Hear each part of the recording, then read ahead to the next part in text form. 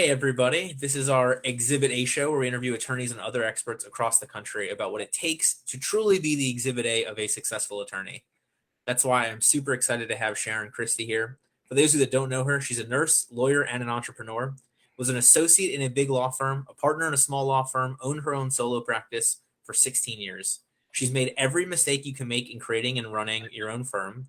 And now she's a business coach to women in solo and small firm practitioners to help make sure they avoid those same mistakes that she went through. She helps her clients get a steady stream of great clients so they can skyrocket revenue and profits and love their law practice. Which is why I'm so excited. We're going to talk about the 3 M's of solo and small firm success: the mindset, the marketing, and the management. Before we dive into that with Sharon, I do want to talk about our last episode. Last week, we had Steve Fretzen on. Steve talked to us about legal business development not being rocket science, shared with us his latest book, Legal Business Development Isn't Rocket Science. So obviously those things go hand in hand. But enough about that. Sharon, I want to dive in. Tell us a little bit more about your background. Oh, sure. Well, as you said, I started out not as a lawyer. I started out as a nurse, found that not to be the best match for me in terms of long-term for a career. Went to law school, got out, got with what was considered at that point a big firm in Baltimore, which is where I'm from. And was there for a few years. It was, at the time, great training as a trial lawyer, but my heart was not on the defense side. It was really on the plaintiff side. So I switched, ultimately became a partner in a small PI firm. We did a lot of PI, med mal, and some products cases. And that was great for a while, and I enjoyed it. But to my surprise, and I think a lot of lawyers reach this point, I reached the point where I said, if I never try another case, if I never have to go argue another motion, if I never have to respond to interrogatories, that would be okay. I would be okay with that. And it was at that time that my former partners and I had a very amicable divorce. We all wanted to go separate ways, doing separate things. And I started looking for what else can I do? I enjoy being a lawyer. It wasn't being the lawyer. It was the litigation that I was doing, and I just didn't want to do it anymore. I was fortunate that I had someone I knew who did all disability work and brought me in because she needed help with her cases. And so that's how I got exposed to it. And I realized right away, like, this is it for me. This is really what I want to do. So I, from that point, started working towards building up my own disability practice. And I went from zero, literally zero disability clients, to hundreds and hundreds and hundreds, which you have to because it is a high volume practice. So to make that type of practice work, you have to have a high volume of cases. And as I said, I made every mistake you could make along the way. And I can laugh about it now. I wasn't laughing so much at the time, but I did. And so after 16 years of a solo practice, it was great, but it was time for me to move on. So I sold the practice and then launched a coaching business and I focus on women in solo and small firm practices because I think that, I say to people are like, like men? I'm like, no, men are great. I married one. I love men. I think they're fabulous. But from a solo and small firm as a lawyer point of view, women have some issues that men don't have. We approach problems in a different way. And so I focus on working with women to help them avoid the mistakes that I made. So I've got to ask the follow-up question. So funny story. We just switched over our phones to Vonage. And so Vonage has this whole thing they have you do. Tell us more about you. And one of them is revenue numbers. And the lowest revenue number is under $50 million. And I was like, somewhat under that number. So when you say small firms, I'm just curious, like, what is the size of a small firm that you're working with? That's a great question because to me, small firm is up to 5 lawyers. Okay. It is not how the rest of the world defines small business, but that's what I mean when I say small firm. Gotcha. All right. So before we dive into mindset and then marketing and then management, talk to me a little bit more about, from the female firm owner perspective, what are some of those different problems that you see? Well, first of all, there's issues related to women law firm owners who have children, and they may be single parents, and it's not that dads don't have some issues too, but they may be the single parent, or they, may have a spouse, but much of the child care falls on them if the child gets sick, or making sure the child gets to the various activities, or wanting to be present, as a lot of men do too, but wanting to be present for certain activities. And you run into issues because the type of law you practice may not lend itself very easily to you being able to change your schedule around so you can be at the soccer game, or you can pick up the sick child, or you can stay home with the sick child. Although we've made, thanks to COVID, tremendous progress with that, I think. But you need, frequently you need more flexibility. And not all areas of law practice allow for that. Yeah, it's interesting. I mean, I'm in Florida, which I think we only really acknowledged COVID for about 2 weeks. But from the court system standpoint, we've done a little bit better of a job. And it's interesting because there are still, like, every county has 1 or 2 judges that are like, no, we are going back to full in person. And I really had in my mind the perspective of like the older judge who's been on the bench so long. And that's for a couple of them, but it's not as consistent along those lines as I thought it would be in terms of which judges are kind of ruining the COVID lifestyle. But anyway. And I think I learned very quickly that, I mean, I had for a very long time, rarely had clients actually come to the office. And that was because they're disabled and you don't need to get in the car and come to my office. We can handle everything we need to do over the phone with the exception of the hearing with the judge.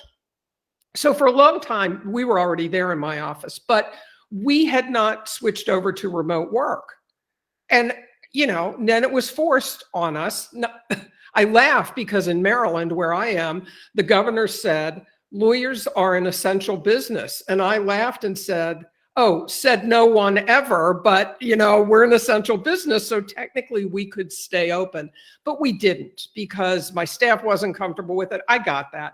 But we learned very quickly, like, there is so much we can do remotely, and not having to drive to hearings. It's like, this is heaven. I am saving so much time not being in my car.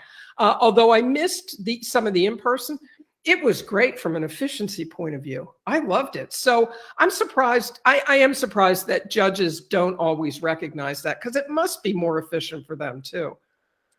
Well, I don't know. I mean, it is interesting to me to see how different counties have implemented different technology to make it easier and harder. So I understand from that perspective. And then, there's that feeling of, being in court that sometimes gets a case resolved a certain way or gets people to take it more seriously. So, I'm cognizant of all those things. I just think it's always funny, from a former criminal defense attorney standpoint or a former prosecutor, you'd have like 300 cases all called up at the same time, and everybody else would have to be in 4 different courtrooms with all their stuff in different counties. And so I don't know, it is what it is. And hopefully we'll keep some of the benefits of this. So I want to dive into the mindset part, and mindset being first, I think makes so much sense before we get into the marketing, before we get into the management, because ultimately, like, we need to build ourselves in the position to build a successful firm. I think. I'm curious to get your take on the mindset portion of all this. Yeah, I think, as you work with people, there's some individual issues related to their mindset, but there's 3 things that I see coming up regularly. The first and most important to me is, are you the CEO of your law business, or are you an employee of your law firm? Because you're either acting like a CEO or you're acting like an employee. And it makes a huge difference as to where you're going and where you're going to end up. And so learning that, I'm an employee because I'm doing work like an employee would do, but I'm the CEO. I'm in charge of not just the vision, like, how are we going to get there? What team am I going to build to get us there? What help do I need? What can I delegate? What do I have to keep to myself, et cetera, et cetera? And thinking like a CEO would think and acting like a CEO would act. And that, For most people that I've known and that I work with, that's not natural, and it's something that you have to work on. But the first thing you have to do is recognize that you're not just the employee, unless that's what you want. Now, there are some people, particularly in a solo practice, there are some people that basically that's what they want. You know, I want to make enough money to pay the bills and pay me X, and I don't want to go anywhere else, you know, from there. I don't want to build anything from there. And that's okay, but recognize that that's what you're doing.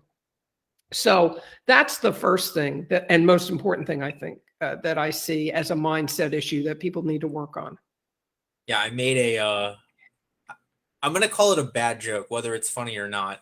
Was the so a lawyer, a director of marketing, and a business owner walk into a restaurant, and the hostess says, "Oh, I thought this was going to be a table of 3 people, not just one."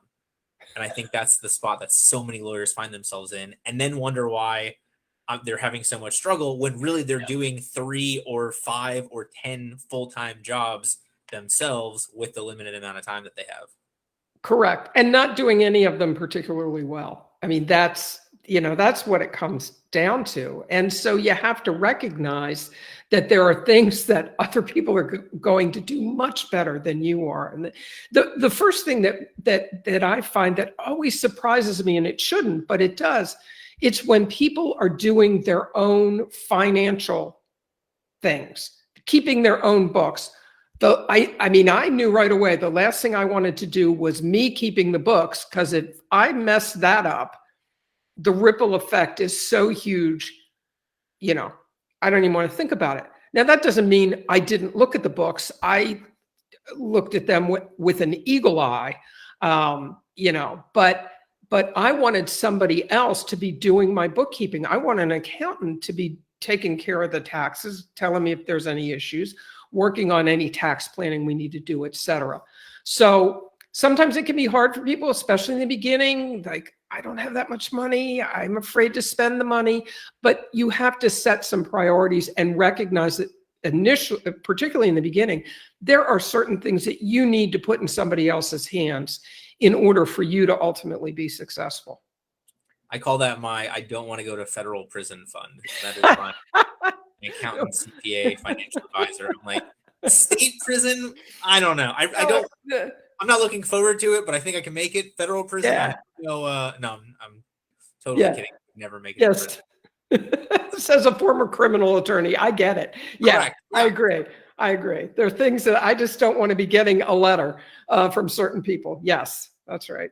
That's right. Yeah. So I think the CEO mindset is number one. Number two is the money mindset. Like, how do you really think about money? Do you think money's a good thing? Do you think, and there are a lot of people that I've talked to that when you start to dig down, you know, they do believe the adage of, like, you know, money's the root of all evil, meaning money is evil. Money's not evil. Money pays your bills.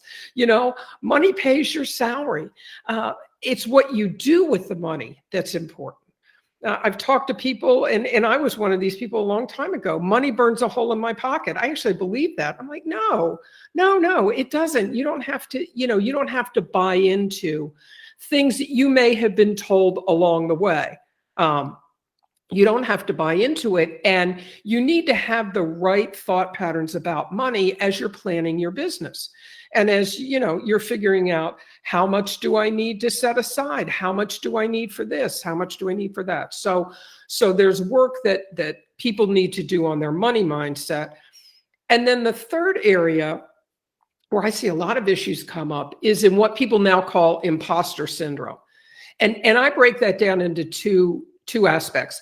One is knowledge base. Now, you know, there are people who are not confident enough and shouldn't be in their technical knowledge. But there's ways to deal with that. That's why we have CLEs. That's why there are mentoring programs. You know, you can deal with that. But the other side of it is the performance side. And women lawyers that feel like, I'm not good enough. I'm not good enough in court. I'm not good enough to handle a big case. I'm not good enough to handle big ticket legal issues. And there's no good reason why they feel like they're not. I mean, I think all lawyers have the, or anybody that does any work in certainly in the courtroom has that experience of, why didn't I say this? Why didn't I argue that? Why didn't I ask that question at the deposition? I mean, we all relive it once we come out and think, oh, I did that really well, but why didn't I do this and this and this? And when you can take that and turn it into, and okay, the next time I will ask that question, I will make that argument. That's when you get out of this imposter syndrome, because you understand that nobody's perfect. It'd be great if we were, but we're not. You learn from the things that you've done and learn how to do it better the next time. But that doesn't mean you're bad at what you do or you're not good enough at what you do. So it's really a confidence issue. So I always, you bring that up in such a good way. So I want to ask it from the chicken and the egg standpoint, right? Because there's a component of law school where literally for 3 years, they just berate you on thinking critically and turning you into doing exactly what you talked about. And so I'm always curious if it's got to be a little bit of both, right? Where like law attracts a certain type of person and then law school makes you into a certain type of person. And both of those people hate themselves more than anybody else does. So yeah, I get you. I get what you're saying. And you're right. You know, law school, you spend 3 years getting torn down and hopefully you build yourself back up because your skin toughens up. And I think women have to learn this lesson, maybe more than men do. But you've got to have some tough skin. And I've been, you know, we've all had this. I've been berated by judges for no good reason. It's just happened. I've had to deal with very difficult opposing counsel who, you know, have treated me in a way that was uncalled for. But on the other hand, I've had some fabulous judges, you know, and who have been very complimentary. And I particularly appreciated that when it was in front of a client. And a judge would say, Mr. So-and-so, and they would do it with opposing counsel too. I want you to know you've been very well represented today. And when you hear that, you know, initially like, oh, the judge says it to everybody. But then you think, no, you know what? That's true. He was very well represented today. Win or lose, he was well represented. And that's what you should expect from your lawyer. So we all tend to focus on when we have those negative experiences, but there's also very positive experiences. And when a client says thank you, I've had many clients along the way and they'd say, I just don't know what I would have done. You know, thank you for the way you explained it. Thank you for what you did for, you know, whatever it is. And so you take that and you savor it. I have it's called a gratitude box where I keep, you know, you get handwritten notes or emails from clients, thank you. And I keep that there. And when I would feel like particularly like down on myself, I would pull those out and start reading them.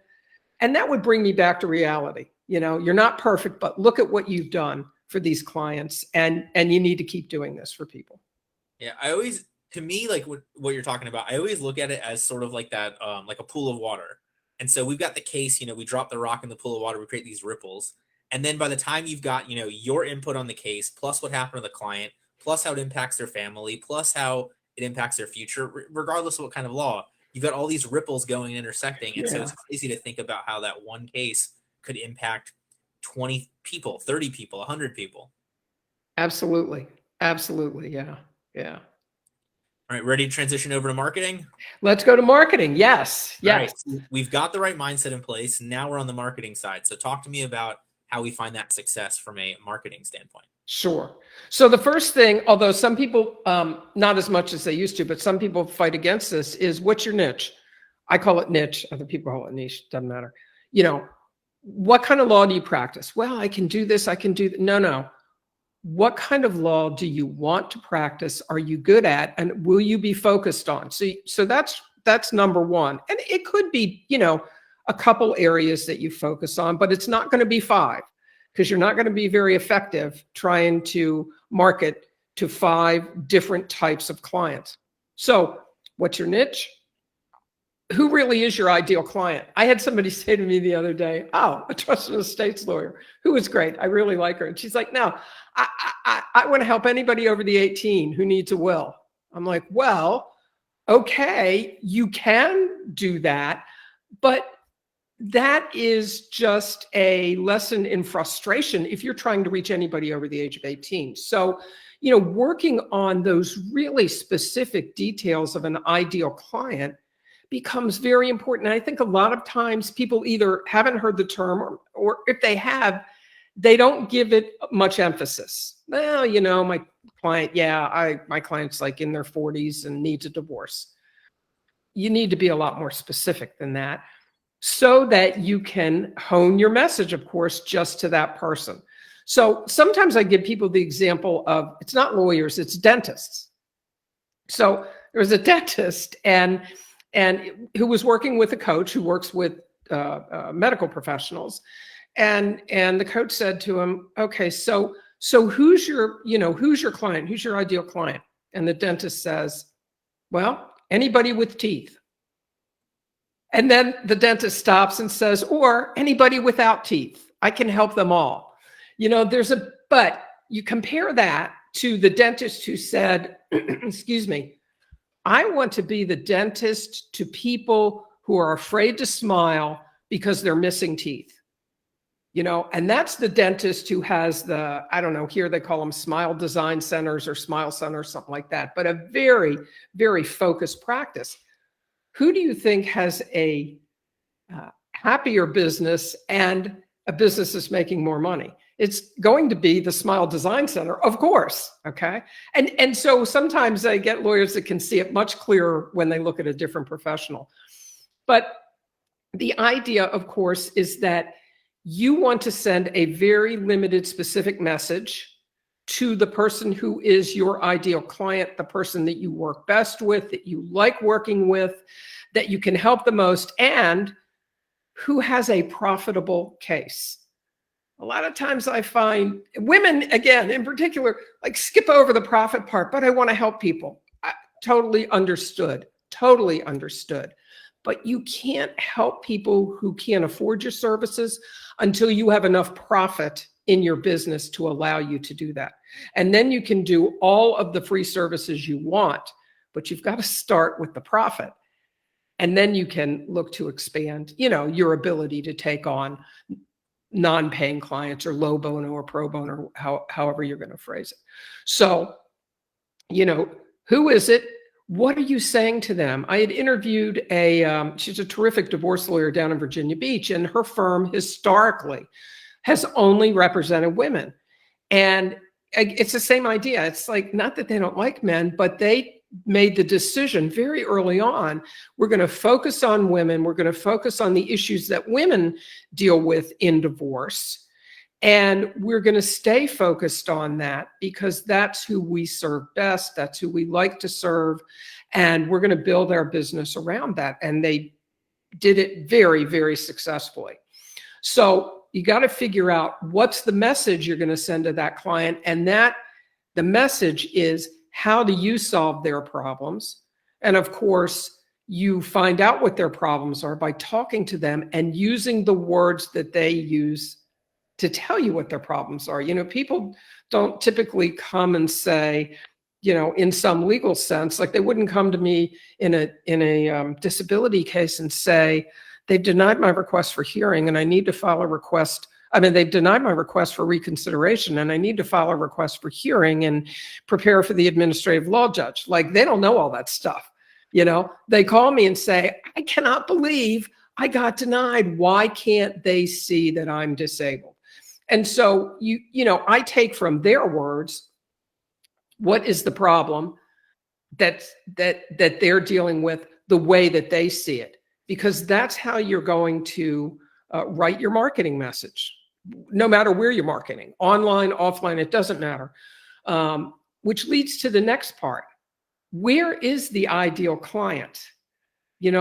Sometimes people get stuck on, I want the silver bullet. I want to pay company X, that promises me they're going to send me a bazillion qualified leads, every month. And then you pay a whole lot of money and it never happens because it doesn't work that way. People need to hear that you understand their problem. You understand their problem the way that they express it, that you can help them with their problem, and they feel like they know you at some level and they can trust you. That comes from different ways. Online, I think a lot of it comes from video, because people feel like they've seen you, they've heard you, literally seen you and heard you. Offline, in-person opportunities, whether it is in person with potential clients or in person with potential referral sources, which is a whole nother topic. But people need to see you and experience you and hear from you, whether you're speaking directly to them, you're on video, it's things that you're posting on social media. They need to get that experience of you before they're going to pick up the phone and call you or send you an email. But I hear from people when it's a question of like, well, where are you going to market your services? And they will say, but I don't like X. I don't like Facebook. I don't like TikTok. If your clients happen to be on TikTok, I don't like, and I will tell them, absolutely. I was the same way in my practice. I kept hearing I should be on YouTube. I should be on YouTube. I'm like, I hate YouTube. Are you kidding? I'm not going to do YouTube. Why would I do YouTube? And I put it off for a while until I realized, wait a minute, who's using YouTube? What's the age group? Who are these people? Once I looked at that, I'm like, oh, wait a minute. I think a lot of my potential clients might be there. And so one thing led to another, and we built this YouTube channel, and all of a sudden we had thousands of followers on Social Security disability, like one of the most boring things you could probably ever find on YouTube. And yet people wanted to know. And I got a lot of clients using that channel. So. Well, and that's like, and look, obviously the ultimate, like if you look at the Venn diagram, the things you like and the things your ideal clients like, you really want to hit where those two things intersect. But if they don't, you're going to pick the one that the clients like before you pick, well, if you want to be successful, you got to pick the side. Absolutely. Absolutely. And that was the key. I had to get over my, I hate YouTube mindset. It's like, who cares what you hate? That's not the point. The point is that's where the clients are. And, that's where you need to be too. So you have to look at all of those aspects to figure out who you're marketing to, where they are that you're going to market to them, and what are you going to say to them? And it's not going to be, of course, I'm a great lawyer. I've got a bazillion years experience. I'm a super lawyer. I'm a this. We love those accolades. I love them. I love getting them. But clients could care less. They want to know they assume your competence. Okay. They assume you know what you're doing. You went through law school, you passed the bar. You've been working for a while. They're going to assume you know what you're doing. That's not the point for most people. It's how can you help me? And do I feel comfortable with you? Now, along those lines, again, this is a whole separate aspect to marketing, but along those lines, referral-based marketing, of course, is huge, because if you have been recommended by their social worker, their therapist, their doctor, another lawyer that they've used, you've got a leg up right from the very beginning, because someone that they know and trust has already recommended you. The other way is if you can get on somebody else's stage. You then become an expert by virtue of being on somebody else's stage. And by that, I mean, if you can, there are educational opportunities and you can be a speaker. That's what you want to go for, because automatically people think if you've been asked to speak, you must be really good at what you do. Or wink, wink, nudge, nudge, a Facebook Live show. Or a Facebook Live show. Absolutely. Yeah, there we go. That works too. Yeah, no, it totally does. It totally does. Yeah, it totally does. But that's because people, not only are you on somebody else's stage, which is great to begin with, it's also that people can actually hear you interacting with someone else and say, oh, I like what she's saying. I like what he's saying. I need that help. So funny funny story along those lines. I don't know how familiar you are with the advertising rules in every state. Florida, for the most part, I think has the worst advertising rules for lawyers. I've heard that. Yes, I know Florida lawyers. I have heard and understand that to be true. So the best part, though, is we have the Orlando Family Magazine, in which I have won the Awesome Attorney Award several years. So now the Florida bar says I can specifically refer to myself as awesome. It is now readily verifiable because I've been given an award that calls me awesome. So I love it. I love it. That's great. That is great. every year that becomes my favorite one, more than the super lawyer, more than the best lawyer, whatever, because now I can say I am awesome in the Florida You are bar. totally awesome. Absolutely. I love that. All right. Anything? So we've got about 10 minutes or so left. Can we move on to management or anything else? Yeah. Yeah. No. There, a whole lot else in marketing, but I think we've hit the highlights. So, management. To me, it's all about processes and getting the right processes in place, and recognizing that, in the beginning, it takes a while to build it up. Okay. And so don't beat yourself up if you don't have every process in place perfectly, like from day one. It doesn't work that way. But the things that you want to think about, client onboarding, client intake and onboarding. So the intake, map that out very specifically, because it is better to say no to cases that are not a good fit or are going to be problem clients than to say yes because you're afraid you're not going to get another case. You are going to get another case. Set out your parameters. We had pretty strict parameters, and people would get upset if we wouldn't take their case, but we always gave them a referral, like to lawyer referral. But we always said, look, we're not able to help you. It doesn't fit into the specific guidelines my team would say that Sharon has set, but we're just giving you, our opinion. And here, I want to give you a number you can call so you can talk to another lawyer. Client onboarding, you want to make sure that clients know what to expect. What's the process? How long is it going to take? And none of that's written in stone, because we know that it's not always within your control, but you can give them basic guidelines of how long different steps in the process are going to take. You also want to set out what they can expect and what the boundaries are for you. So for example, I think like most places, most law firms now, we would say, listen, and I would tell clients, look, if you call and you have a question, or you email and you have a question, or you have a problem, someone is going to get back to you within 1 business day. Understand that when we're working on somebody else's case, we want to stay focused on that. We will get back to you. And I would tell them, if nobody gets back to you, you email me directly and tell me that, because I'll look into what's going on and I'll make sure you get an answer. I almost never got one of those emails. Every once in a while, but for the most part, people understood. My team understood how quickly we were going to respond. And I would say to clients, it may just be a response that says, we're still waiting for an answer on the appeal we filed. Okay. But it's an answer, and we've touched base with them. You have to look at your staffing, your team. Who do you need? Do you need an employee versus an independent contractor? And what does that really mean? Do you need some type of virtual assistant?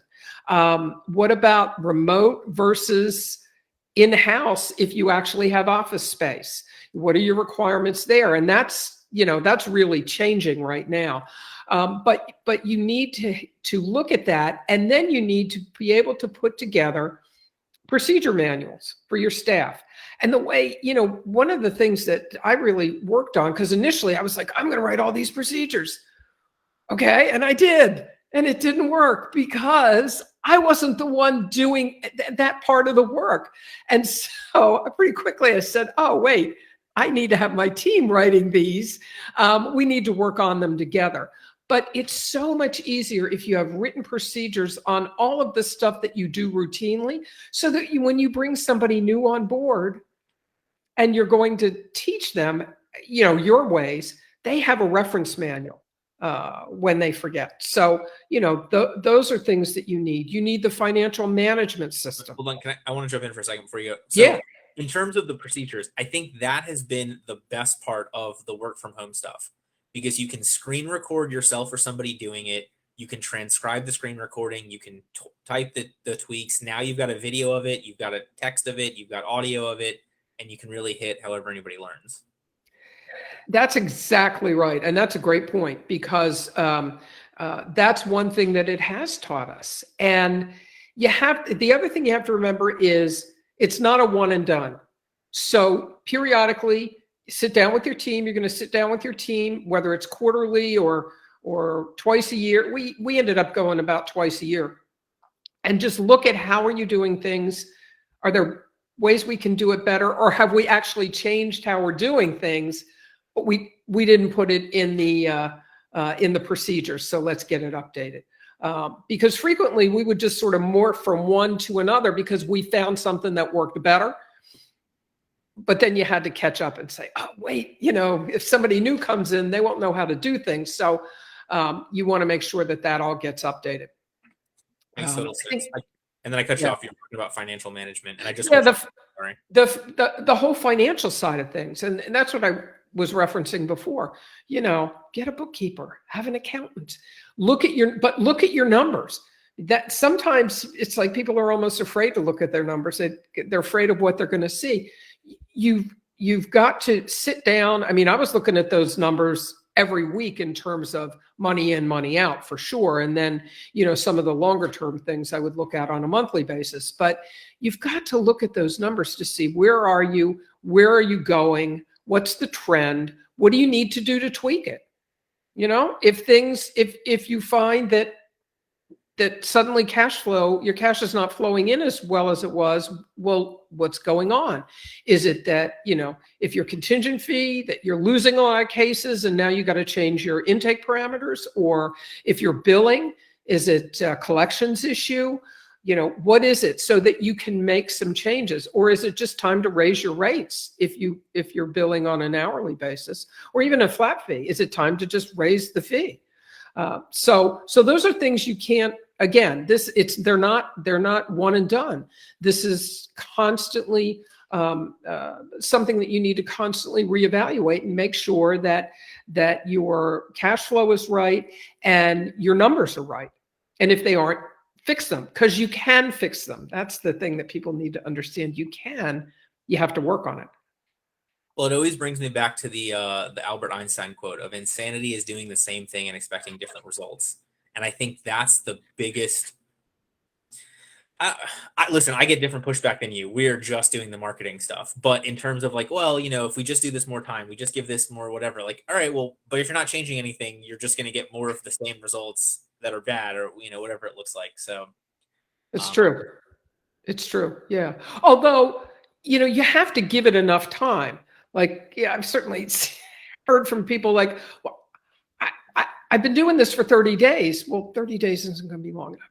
You need to give, if you're marketing, you need to give something 3 to 6 months and be evaluating your results along the way. But don't pull something after 30 days, because that's clearly not enough time for you to be able to figure out, is it working or not?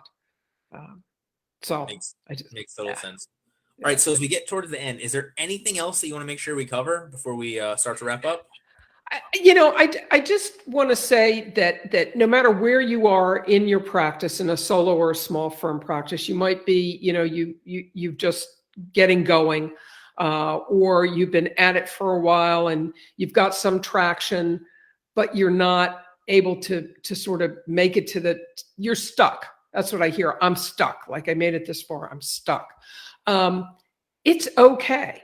You can change things, but as you just indicated, Jordan, you have to change things. You can't keep going the same way, because you will get the same results. So there are ways to change what you're doing to make yourself more successful, no matter how you define that. But certainly to make your business more stable and the cash flow better. There are ways to do that, but by staying stuck where you are right now, that's not going to do it. And frequently it just does take another set of eyes looking at what you're doing from the outside to say, raise certain questions. Why are you doing this? Why are you doing, how about this? Let's find some other ways to solve this problem that you're dealing with. So there are ways to make it successful. Don't be afraid to ask for help. Yeah. And along those lines, I mean, I also hear well, I don't have time to find a new person, hire a new person, train a new person. Like, then you're never going to have time. Then you're always going to be stuck in the same spot. You're never going to be able to make this. It's never going to be easier to make this time the more, underwater you are. That's correct. And it is a question of priorities, and you have to make that a priority, because if you do, it will get done. And it's usually not as hard as you think it is, but that's an excuse. I don't have time. You do have time. You just haven't made this a priority. All right. So we're not going to let Sharon go without one more nugget of wisdom, but I do want to talk about our next episode before we hit the end of this. Our next episode will air next week. So April 11th at 2 p.m. Eastern time. So 15 minutes after you watch this episode, we've got Chad Sinus on. Chad is a EOS, not implementer. He's an EOS trainer. So we're talking about entrepreneurial operating systems, empowering your leadership team, and getting better results. I know EOS has made its way through the lawyer space. I really enjoyed Traction, really enjoyed Rocket Fuel, really enjoyed a lot of the stuff in there. So for any of you that have dabbled with it, you'll get a ton of wisdom and insight out of Chad next Monday, April 11th at 2 p.m. Eastern time. But Sharon, we have covered so much in this chat, and we could easily go for hours more. I think we're on the same page about so much of this stuff because it is so important. So if somebody's been listening for the last, at this point, 45 minutes, and they don't remember anything else you said, what would be the most important takeaway for them, the biggest piece of wisdom, the best thing you can tell them so that they can be the exhibit A of a successful lawyer like yourself? It's this. You need to believe in yourself and your talents. You need to believe that you are here to help other people, and believe that you can do it through your own law firm. You have to believe that in order for it to happen. So you believe in yourself, believe in your abilities, and you can make it happen. And isn't the beauty of that, we spend more time with ourselves than we do with anybody else, and we have an easier time convincing ourselves of things than we do anybody else. So as much as we are the problem, or we are also the solution, we have the most impact on ourselves than we do on anybody else. Absolutely. Absolutely. All right. Thank you so much for being with us. I hope everybody who watch or listen to this enjoyed the show, and will join us again next week when we talk about EOS. It's been a pleasure. Thanks, Jordan.